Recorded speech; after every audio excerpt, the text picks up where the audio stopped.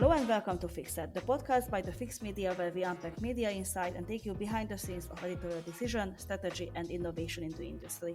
I'm Orsi, and I will be your host today. Before we dive in, subscribe, follow, and if you like what you hear, support us at thefix.media.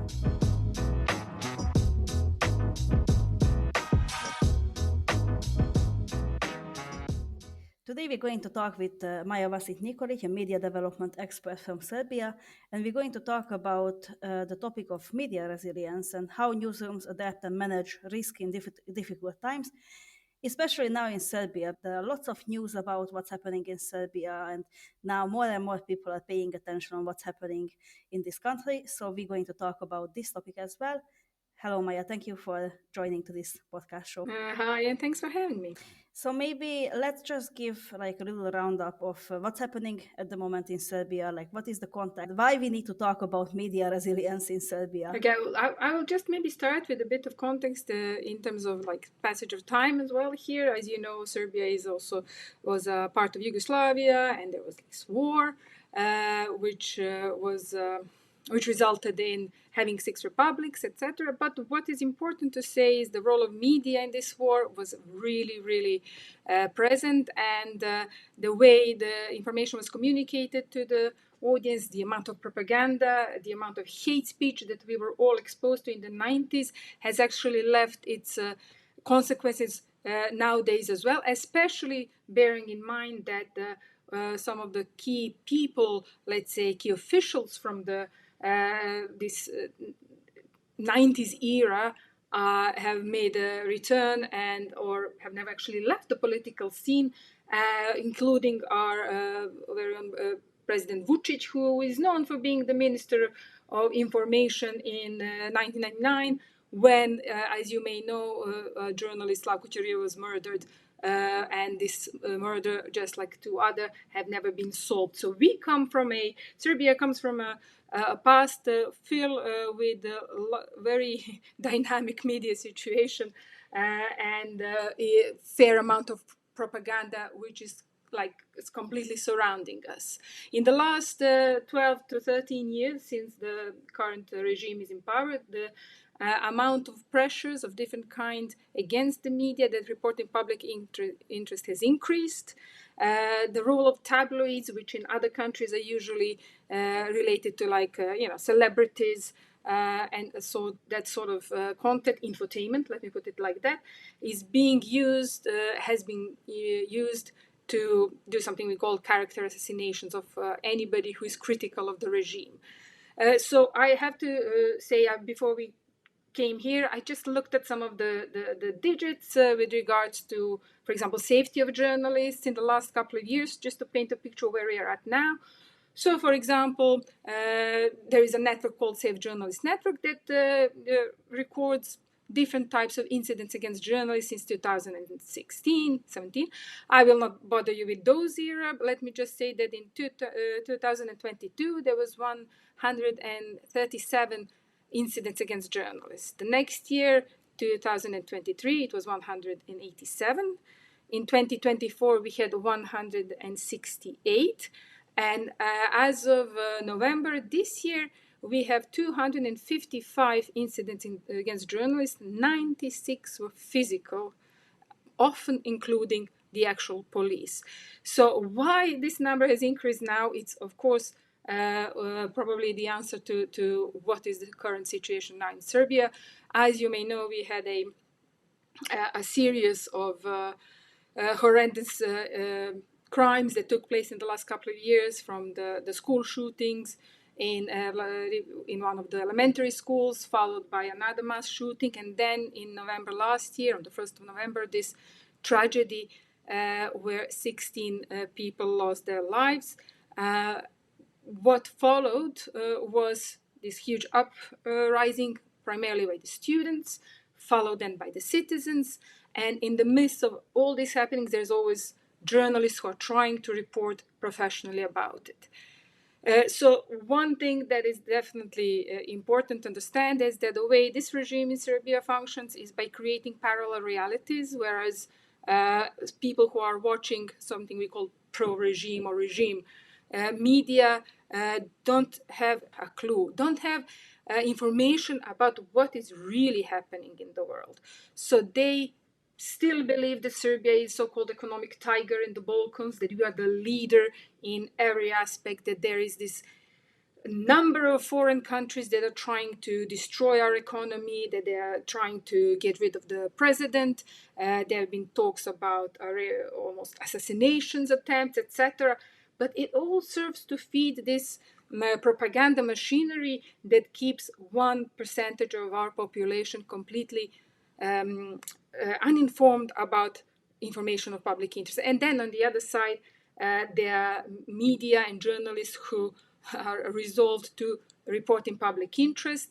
That includes reporting from the protests that are non-violent but turn violent by the police and the regime supporters, and often it is the journalists who suffer not only physical kind of damage in terms of being attacked physically, but also having their face again across the screens.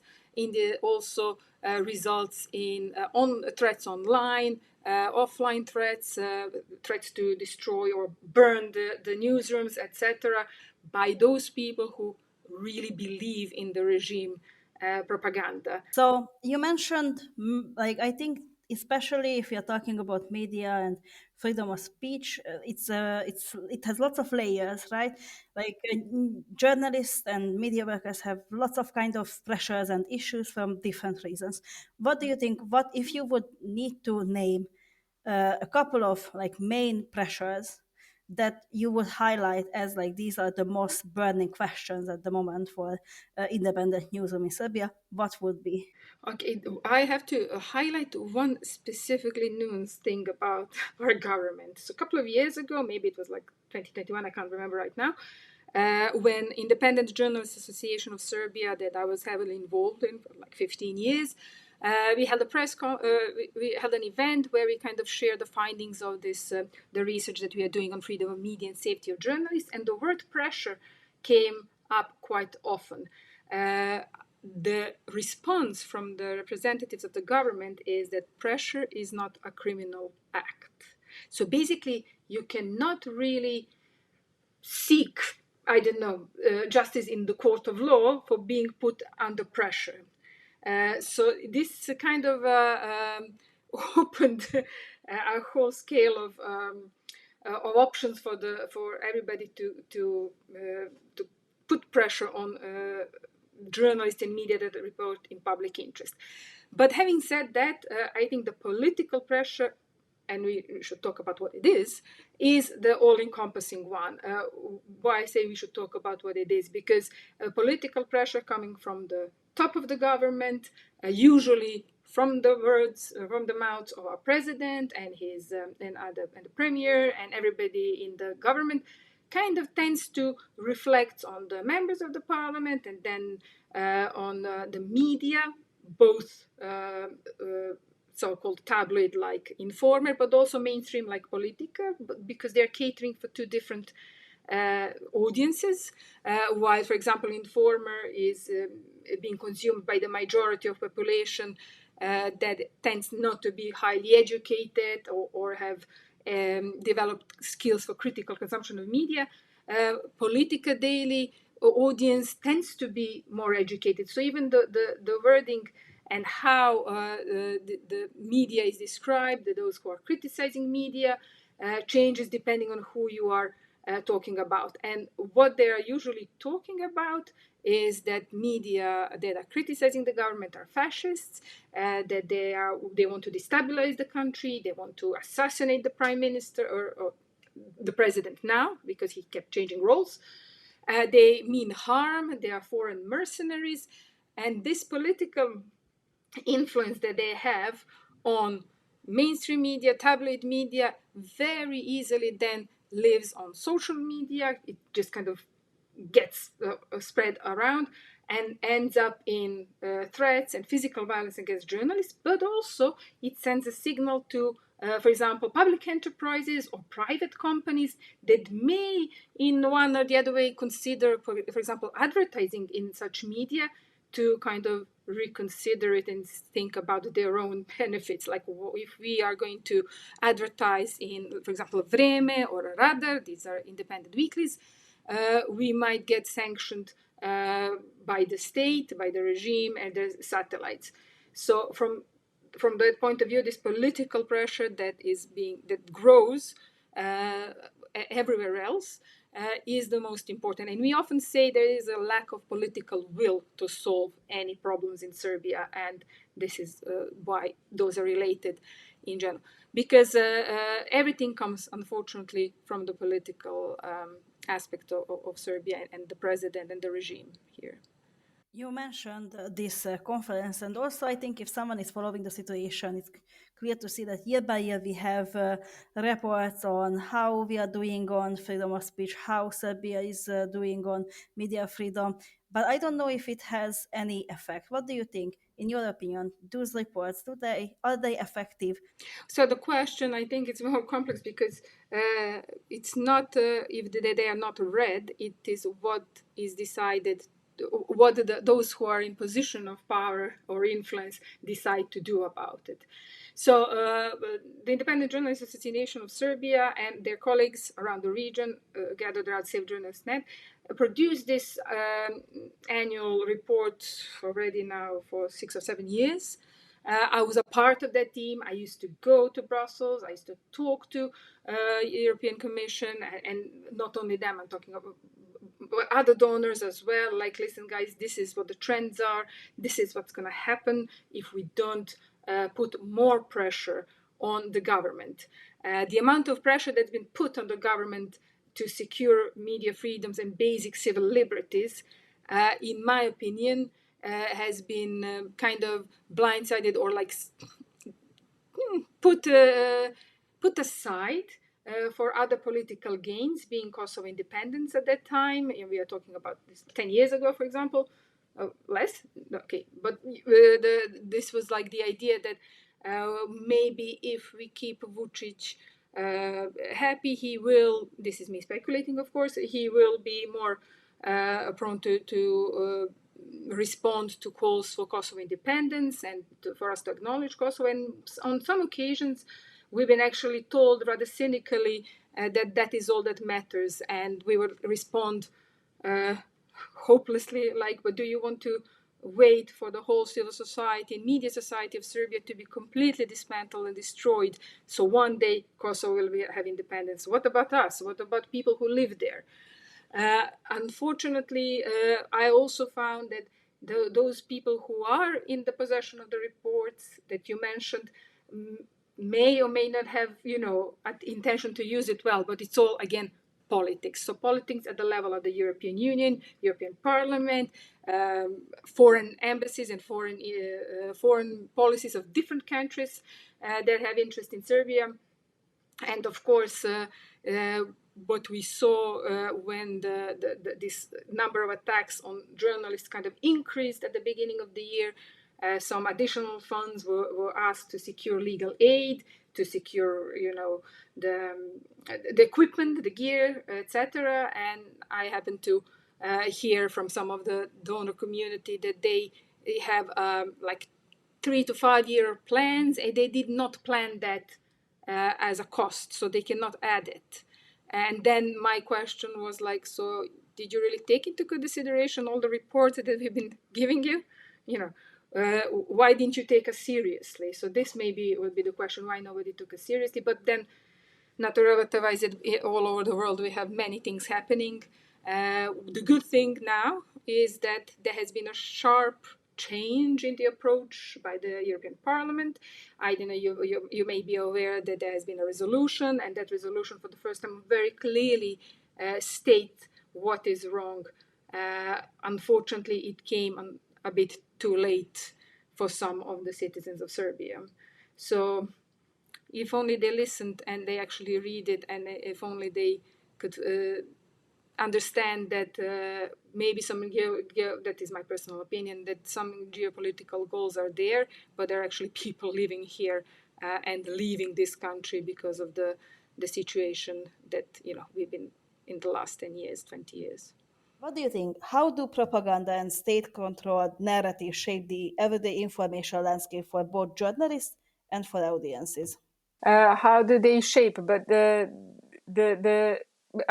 whole purpose of propaganda is to shape public opinion, and also journalists, as somebody who is supposed to also contribute to shaping that, are also influenced. But the whole, as I said, the idea of the propaganda is to align the views of the public to the views of the current regime, and they actually put lots of money into it. And what we can say is based on all the reports and investigations done by different media associations and civil society organizations, is that huge amounts of money actually goes directly to those media that promote and implement propaganda per se, trying to, I would also say, do damage control right now, because the last year, as we spoke, was very, very turbulent for us, and many of the citizens started realizing who is reporting how. When it comes to journalists, there is a question whether those journalists and media that take active participation in this propaganda are also journalists, or they're just like paid propagandists. And this is an ongoing discussion here in Serbia, because in the last 12 years it has always been the case that those media that report in public interest actually don't get much money through state aid channels, while those who are aligning, as I say, their internal policies, editorial policies, with those of the current regime do get it. So. And because I think, especially nowadays, because everything is changing so rapidly, and now maybe people also think about what they are reading, who they are following.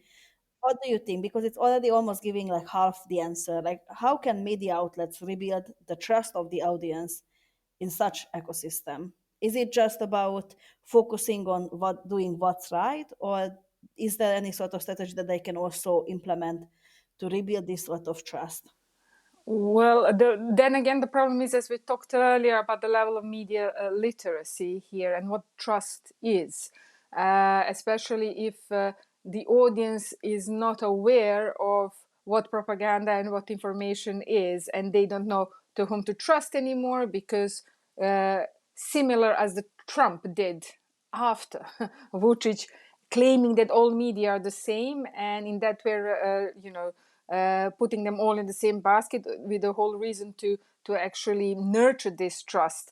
This has influenced our society in the last 15 years and even more. So what can media do to gain and retain trust is report in public interest, and respect the ethical code, respect the law, and try to use the maybe this transformative events of the last year to demonstrate that they are there for the citizens, and that they are providing the correct, timely, objective information.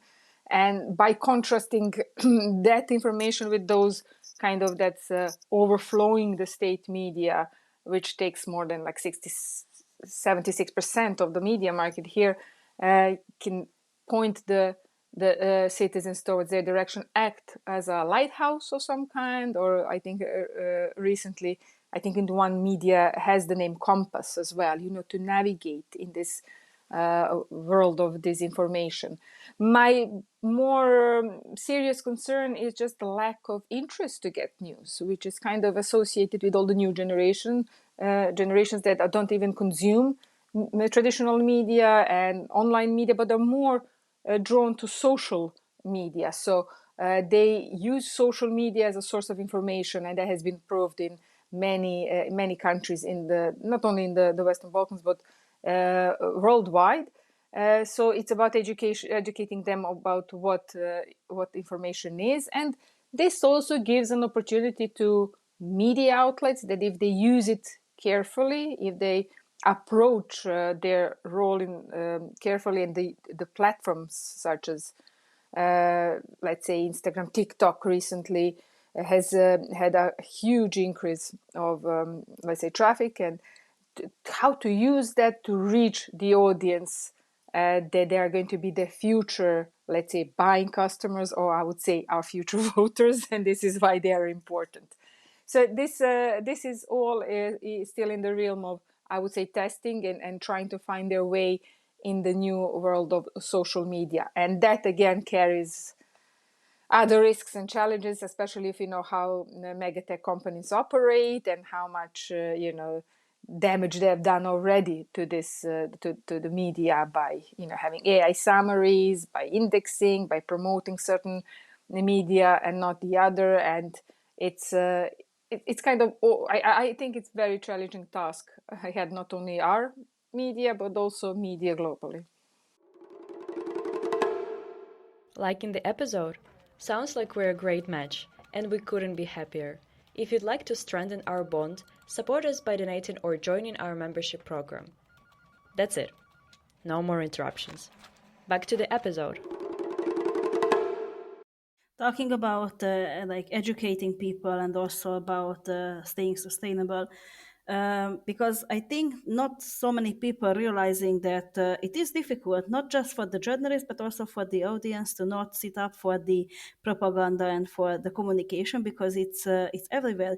It's in the radios, in the television. Basically, it's really, people have to work for their information in Serbia. So, what do you think? Like, what strategy can independent or like public interest media use to stay visible and credible while still competing with this heavily funded pro-government outlet? Okay, I would say that we are, the whole world faces similar challenges, but every country is different.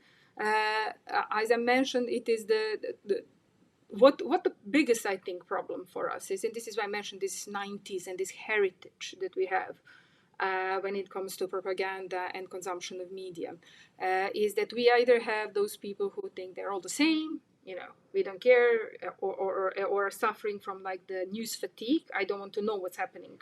I'm just going to live my life. Kind of thing. Then we have those who really buy into this propaganda and act upon it. And then there are those who are a bit more critical. Luckily, as I mentioned, the critical one is still increasing.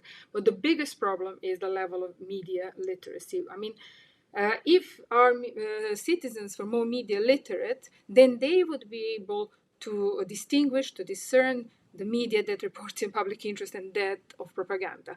And we often talk in the media development, let's say, sphere, about how we can raise or increase sustainability of media and how media has to create relationship with the audience, etc. But in reality, if the audience does not understand the benefit of such media that are offering something that's like, let's say, a service, which is like information of public interest, timely, objectively, correctly put forward, then they will not want to consume it. So I think it is important for the media, but it's basically something that is in the media strategy of the state to increase the media literacy in Serbia, although it's doing everything at the opposite. Never mind. So it's in the interest of media to teach the audience, to educate, it's a better word, the audience about what public interest is, why is it important to have an informed choice, and where to find it. I don't think that we as citizens should go and fact check news or fact check any information. It's not going to happen. But what we need to do is learn which media outlets are going to provide fact-checked information to us, and then to support them. Why I say to support them? My concern is that if tomorrow some of the media that we rely on would get closed, because this is, maybe we can touch upon that as well, this is some of the indications that may happen, we will be left without the source of information. But would our citizens actually jump and protect them and request from the international community to allow this media to continue working? So as I said, the problem for me is both on the side of the media, yes, but also on the audience side, because you can be as professional as you wish, and you can really try to provide information of public interest, to check them, to be credible. But if the audience does not understand the value of credible information, then the models that are based on this audience engagement may not always work. And as I said, this is this transformation of the society and what is happening is a good opportunity for our media to start fostering good relationship with the audience and try to nurture and build it into something where they will have loyal audience that will not kind of fail to support them when needed. Also connected to this, it's the financing. In such environment that we have in Serbia, what do you think, what sustainable ways exist to finance public interest media? Well, to start with, we have too many media. Our market is oversaturated. And the public interest media not only are not only attacked by the government and their let's say satellites, but they're also being discriminated against at every level. And when it comes to finance, I know you are aware that we have this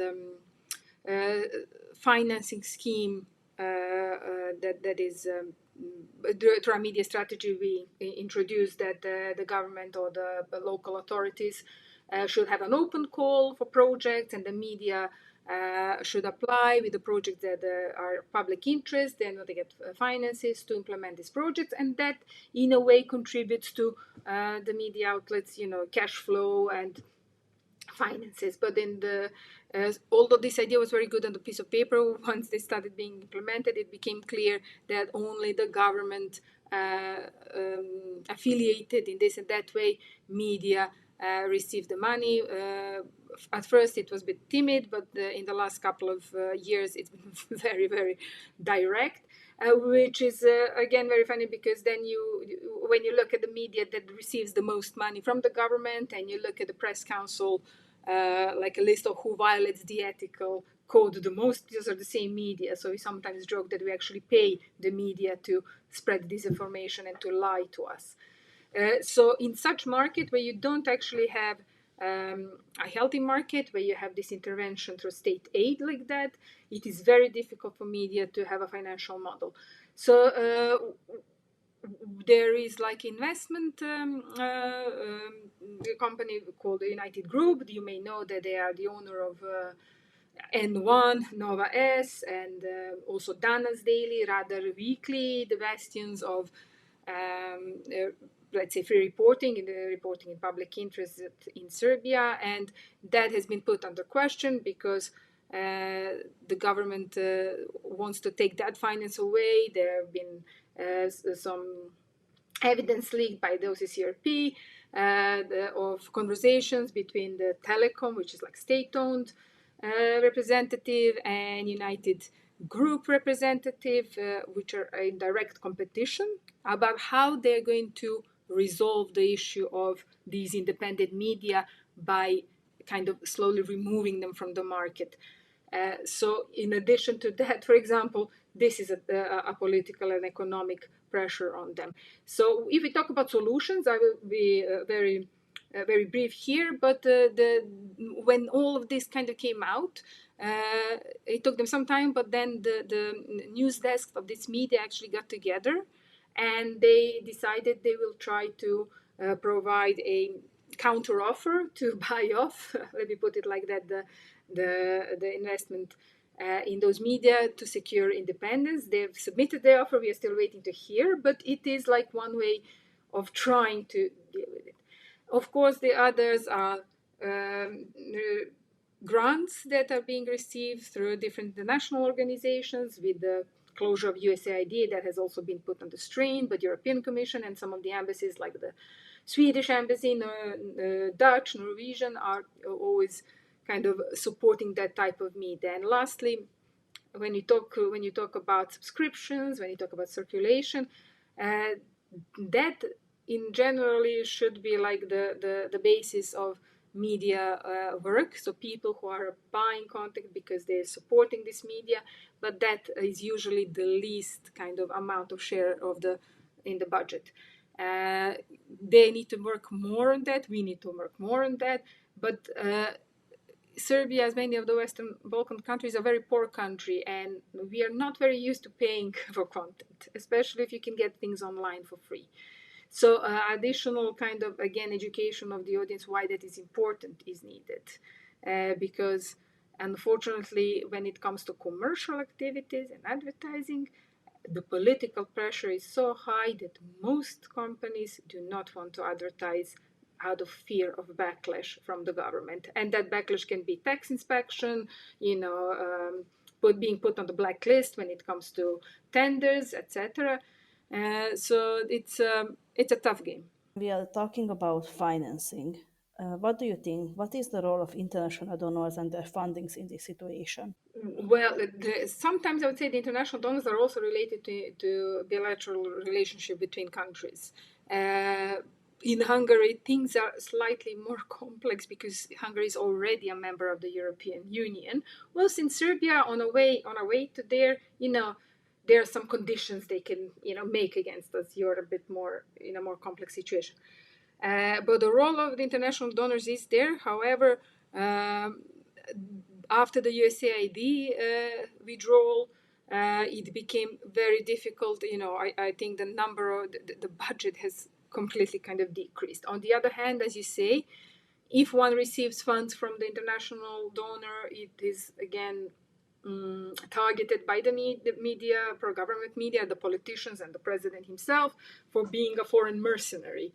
This is especially so now with this situation with N1 and Nova S, rather, where they're being targeted in that way. I would expect the international community that are active everywhere, but if we go to Serbia, to have more donor coordination and to decide to support independent media that report in public interest, as we say, because they see it as the only way to safeguard the free flow of information and to fight this propaganda. Sometimes the internationals are more interested in protecting Europe from the Russian influence, which I understand, but I would see that many donors are more interested in developing some programs that are targeted Russian disinformation.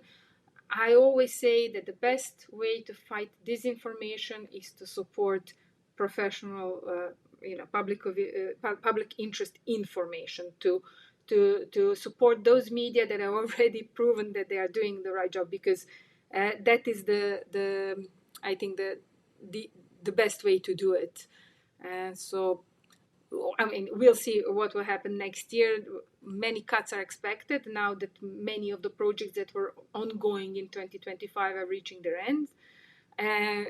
Sometimes it is just impossible for media that report in public interest to live off the sales, subscriptions, advertising, even in a more regulated market. Here, where there's a political market only, it is almost impossible.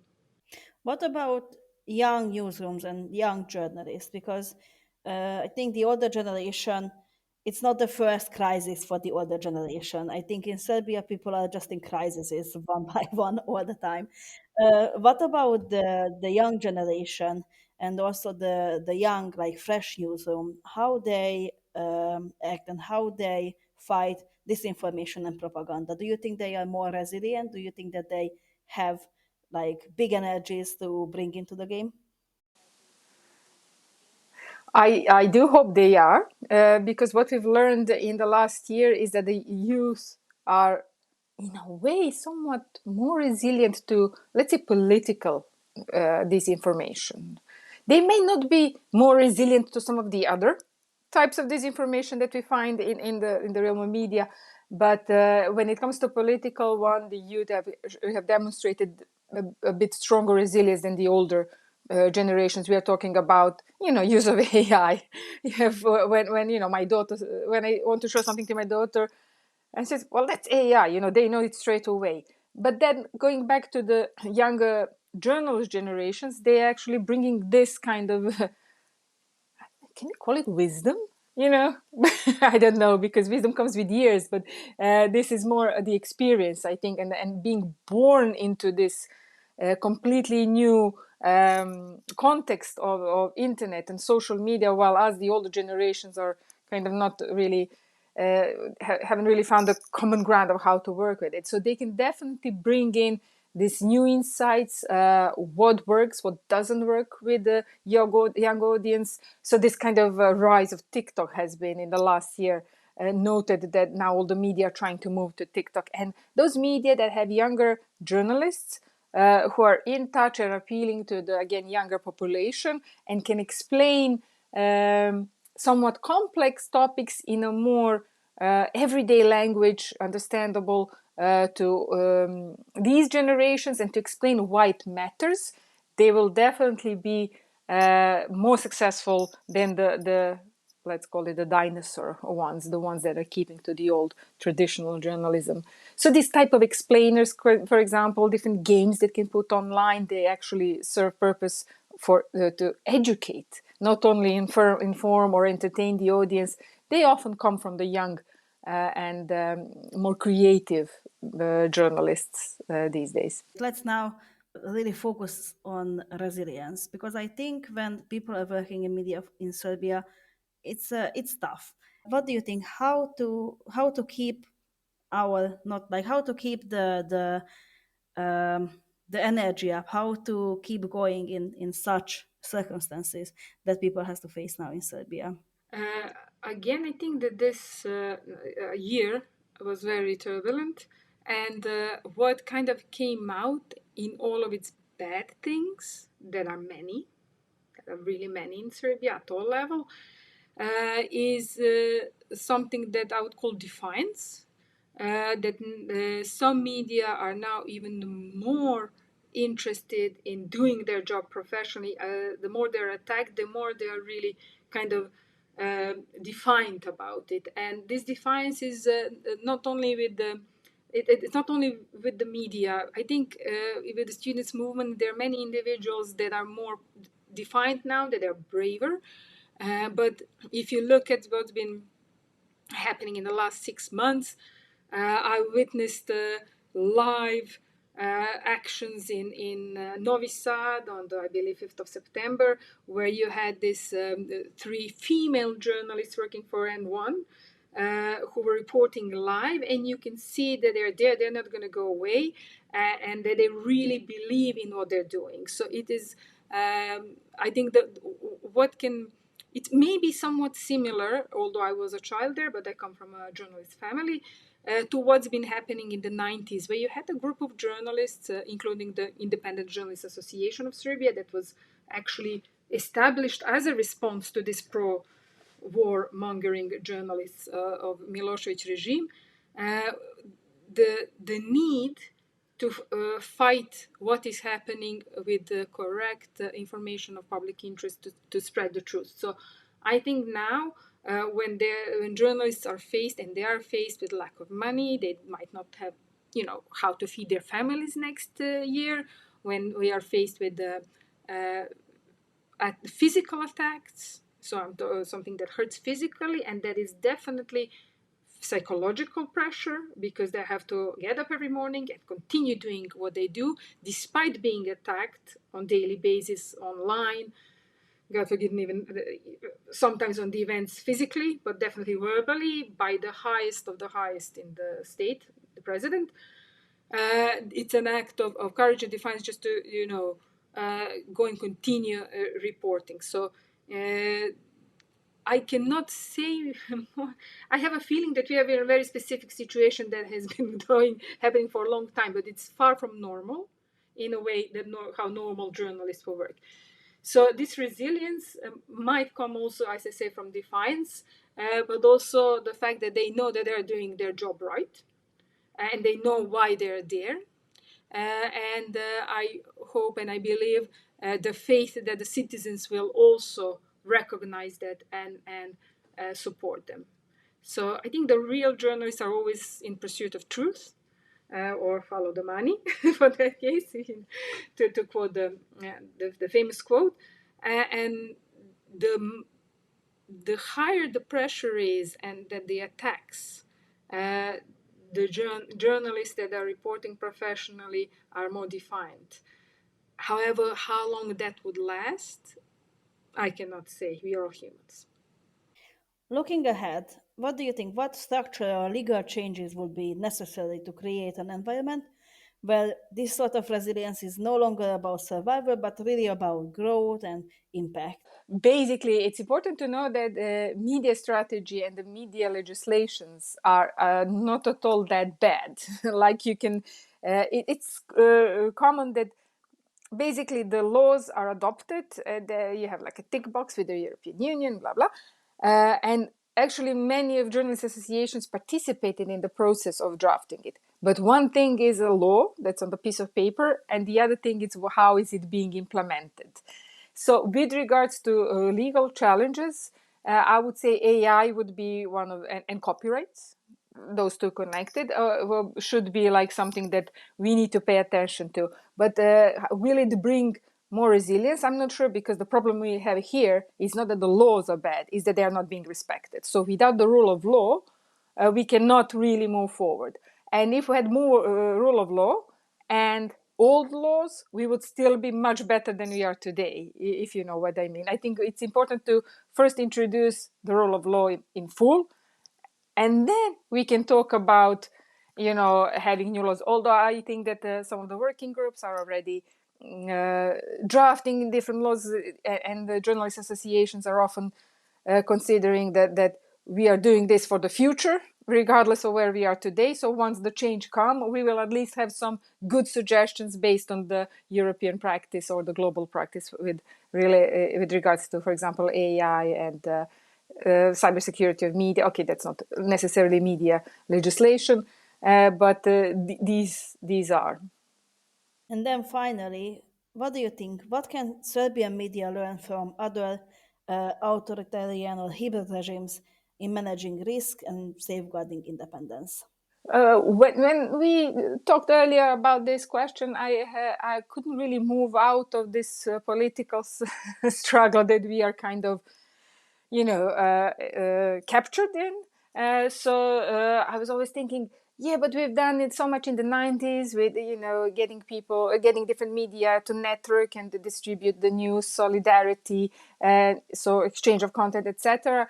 What can we, learn from others when we know that some of the others have learned from the Serbia situation in the 90s? But then when I thought about it, I actually realized that some of the countries that are in the region that are, going or are bordering or are already authoritarian regimes, like some may say is like Hungary or Slovakia, going that way, we could learn, for example, how to innovate in a different way. We do innovate because we're a poor country, but we still have very curious and able-minded individuals and who are, pushing some really great ideas. But there's only so much you can do in the poor country, especially when it comes to the technological developments. For example, AI.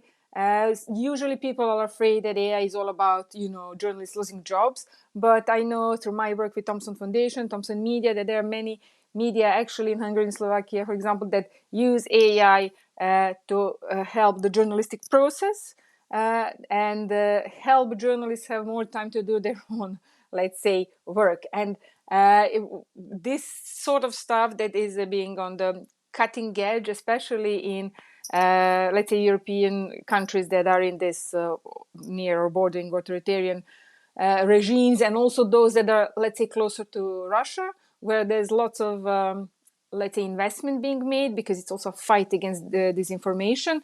The use of AI can be really useful to cut time in, for example, fact checking and fighting disinformation. But also, if you want to, they can build, and they've done, building internal AI software that can help them with tracking or moderating hate speech on the comment flat platforms, to some more basic, let's say, tasks like grammar and spelling, creation of different audience engaging content, etc.